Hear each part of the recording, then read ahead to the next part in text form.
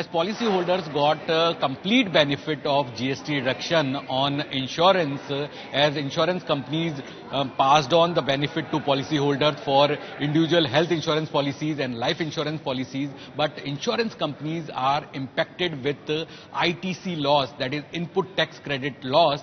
So from starting 1st of October, private general insurance companies and health insurance companies has reduced the commission for their advisors, for their partners, and now going ahead, the commissions would be inclusive of GST, means that reduction in commission for agent, for web aggregators is applicable from 1st of October. So we got the few communication letters which were which were sent by insurance companies to their advisors. So Aditya Birla has communicated that from 1st of October, commission, rewards and equivalent to be inclusive of GST. So if earlier the commission was 100 rupees, now the commission payable is 84 rupees after the adjustment. Star Health has also communicated that all partner payments, including commission, to remain inclusive of GST, means the reduction of commission for Star Health advisors and partners also.